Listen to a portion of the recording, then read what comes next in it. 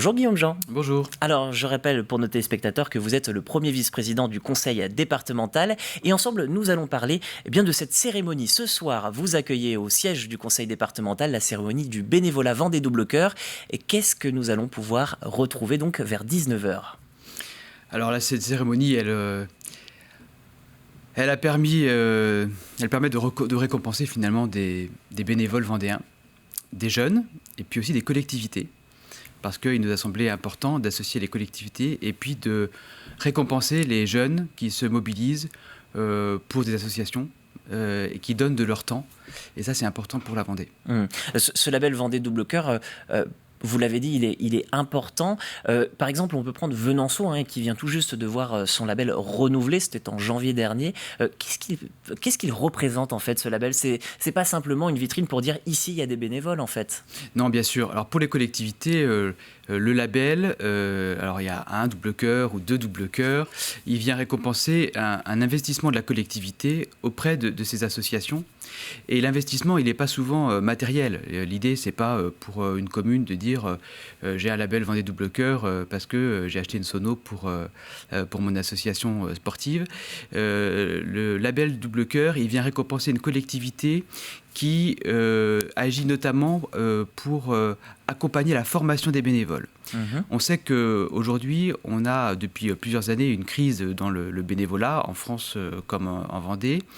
Et une des raisons de la désaffection du bénévolat, c'est que le métier de bénévole est de plus en plus technique, de plus en plus complexe, et souvent on rencontre en mairie des personnes qui nous disent nous on s'engage mais on n'a pas de compétences techniques, on n'est pas comptable, on n'est pas juriste et donc on ne s'est pas engagé pour ça et donc on s'en va. Et donc la formation des bénévoles, c'est un élément important. La MDAV, Maison des associations de Vendée, assure aussi des formations.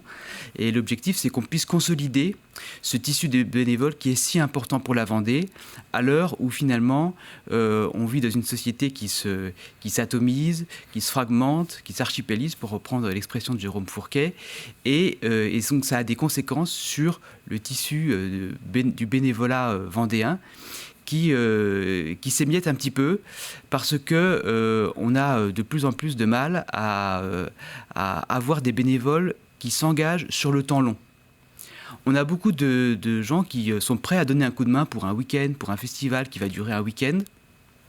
Ou un peu plus, mais avoir un trésorier d'un club de tennis ou un président d'une association caritative avec des réunions tous les mois, parfois tard le soir, c'est un petit peu compliqué. Voilà. Mais c'est ça qui est intéressant parce que je vais vous donner quelques chiffres. Je voyais l'IFOP qui entretient un sondage tous les 3 ans. Il nous parle de 120 000 à 140 000 personnes engagées bénévolement en Vendée. C'est des chiffres en trompe-l'œil finalement?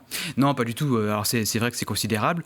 On est au-dessus de la moyenne nationale, mais on n'est pas au double de la moyenne nationale. Vous voyez, on doit être à 22... on est à 20% sur la moyenne nationale. C'est ça. 20 millions, pardon, pas 20%. 20 millions de bénévoles en France. Donc en Vendée, on est un petit peu au-dessus, ce qui est très bien. Mais vous le savez, la Vendée se développe, la croissance démographique fait qu'il y a de nouveaux habitants qui arrivent en Vendée, et pour autant ces habitants, ils n'ont pas aussi cette habitude de s'engager dans le bénévolat. On sait aussi dans nos communes que le bénévolat, c'est souvent une affaire de famille. C'est souvent héréditaire, ça veut dire que les grands-parents étaient bénévoles, les parents et puis les enfants ils suivent parce que ça fait partie de la façon dont on vit. Et quand je parlais tout à l'heure des nouveaux arrivants, le bénévolat, c'est aussi pour eux une très bonne façon de s'intégrer et de trouver des gens avec qui partager sa passion pour le sport, pour la culture, pour les timbres, pour des tas de choses. Et donc, on a besoin de ça. Donc, c'est pas le fait qu'on ait 130 000 bénévoles en Vendée et donc on travaille à affiner ce chiffre parce que c'est toujours intéressant. Non, c'est pas un chiffre en trompe-l'œil. C'est évidemment un élément qui est fort, qui est constitutif de l'ADN du modèle vendéen, mais c'est un modèle qu'il faut préserver, qu'il faut encourager. Alors, comme on le disait, c'est quand même une terre de bénévoles. Comment vous pouvez l'expliquer? Vous m'avez parlé de l'hérédité, le côté héréditaire du bénévolat dans les jeunes Vendéens. Par contre, il y a peut-être d'autres choses. Peut-être qu'il y a ce moment où on se dit, tiens, à cet instant T, il manque quelqu'un dans le bureau, je vais y aller. Quels sont les autres, finalement, vecteurs d'engagement? Alors moi, je pense que à la source du bénévolat vendéen, il y a cette idée que en donnant du temps pour les autres, on reçoit quelque chose. C'est une forme de don qui n'est pas désintéressé, mais dont la récompense n'est pas matérielle ou pécuniaire. C'est-à-dire qu'à un moment donné, certains ont dit il n'y a plus de bénévoles, donc il faut les payer. Et donc, bien sûr, en soi, le bénévole, c'est désintéressé pécuniairement, mais dire aux jeunes qui s'engagent, en fait, vous vous engagez, vous n'allez pas avoir un chèque à la fin du mois, mais vous allez récupérer autre chose. Et cette autre chose, c'est du partage, c'est de la convivialité.